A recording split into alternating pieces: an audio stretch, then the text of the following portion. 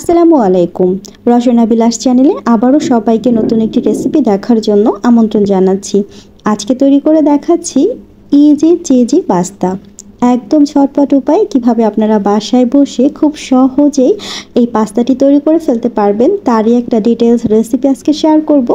আশা করছি আপনাদের কাছে অনেক বেশি ভালো লাগবে। ভালো লাগলে ভিডিওতে ছোট্ট একটি লাইক দিয়ে ভিডিওটি কন্টিনিউ করবেন। তো চলুন ভিউয়ার্স, কিভাবে তৈরি করছি ইজি চিজি পাস্তা পুরোটাই দেখিয়ে দিচ্ছি।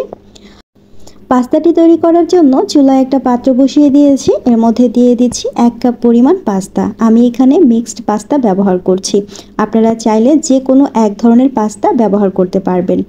এরপর দিয়ে দিচ্ছি চিকেন। আমি এখানে চিকেনের কিছু বুকের মাংস এরকম কিউব করে কেটে নিয়েছি। সেই সাথে চিকেন সসেস দিয়েছি। দিয়ে দিচ্ছি রসুন কুচি। তো আমি এখানে 1 টেবিল চামচ রসুন কুচি নিয়েছি, 1 টেবিল চামচ নিয়েছি পেঁয়াজ কুচি, তারপর দিয়ে দিচ্ছি কাঁচামরিচ কুচি। তো সব কিছু একই পাত্রের মধ্যে দিয়ে এর মধ্যে দিয়ে দিচ্ছি আমি 3 টেবিল চামচের মতো পাউডার মিল্ক। অবশ্যই চেষ্টা করবেন পাউডার মিল্ক ব্যবহার করার জন্য, এতে করে এর টেস্ট কিন্তু অনেক গুণ বেড়ে যায়। এখন এর মধ্যে দিয়ে দিয়েছি আমি হাফ চা চামচের মতো চিলি ফ্লেক্স। তারপর আমি স্বাদ অনুযায়ী এখানে লবণ দিয়ে দিয়েছি। যতটুকু লবণ প্রয়োজন হয় ততটুকুই দিয়ে দেব। এরপর আমি দিয়ে দিয়েছি কালো গোলমরিচের গুঁড়া। তো আমি এখানে ক্রাশারের মধ্যে একটু ক্রাশ করে নিচ্ছি। প্রায় হাফ চা চামচের মতো গোলমরিচের গুঁড়াটা আমি দেব। পরবর্তীতে কিন্তু আবারও গোলমরিচের গুঁড়াটা ব্যবহার করব। এখন আমি এর মধ্যে দিয়ে দিচ্ছি প্রায় 1 কাপ পরিমাণ পানি। এই পাস্তাটা রান্না করার জন্য কিন্তু এর চাইতে আর বেশি পানি প্রয়োজন হবে না। আপনারা যদি পাস্তার পরিমাণটা বাড়িয়ে দেন সেই ক্ষেত্রে কিন্তু পানির পরিমাণটাও একটু বাড়িয়ে দেবেন। সব কিছু ভালোভাবে একটা স্প্যাচুলা দিয়ে নেড়ে চেড়ে মিশিয়ে নিচ্ছি।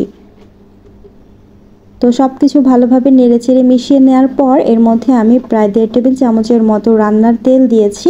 আপনারা চাইলে কিন্তু এখানে বাটারও ব্যবহার করতে পারেন। বাটার ব্যবহার করলে কিন্তু এর টেস্ট আরও অনেক গুণ বেড়ে যাবে।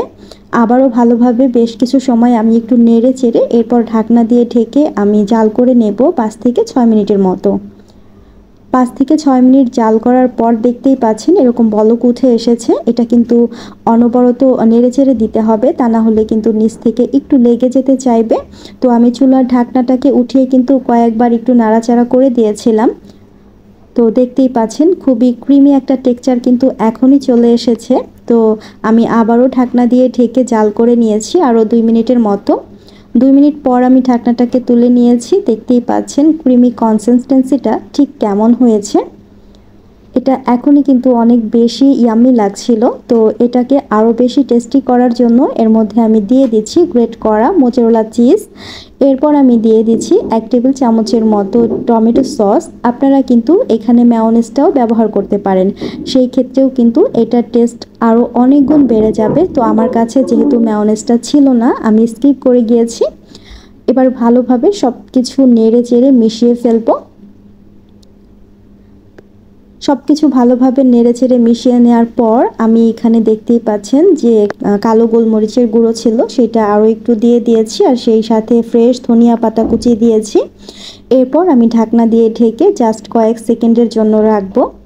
তো এরপরে আমি ঢাকনাটা তুলে নিয়েছি। দেখতেই পাচ্ছেন খুব সুন্দরভাবেই কিন্তু আমার ক্রিমি ইজি চিজি পাস্তাটা রেডি হয়ে গেছে। এটা কিন্তু খেতে ভীষণ রকম মজার হয়ে থাকে, তৈরি করা খুবই সহজ, ঝটপট মাত্র 10 মিনিটের মধ্যেই কিন্তু আপনারা চাইলে এই পাস্তাটাকে রেডি করে ফেলতে পারবেন। বাচ্চারা তো ভীষণ পছন্দ করবে, সেই সাথে বড়রাও কিন্তু অনেক অনেক বেশি পছন্দ করবে।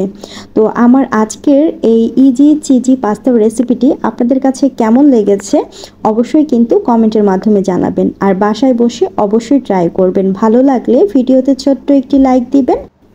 যারা আজকে আমার চ্যানেলটি প্রথম ভিজিট করেছেন আপনাদের কাছে ভালো লাগলে আমার চ্যানেলটিকে সাবস্ক্রাইব করে আমার পাশেই কিন্তু থেকে যেতে পারেন।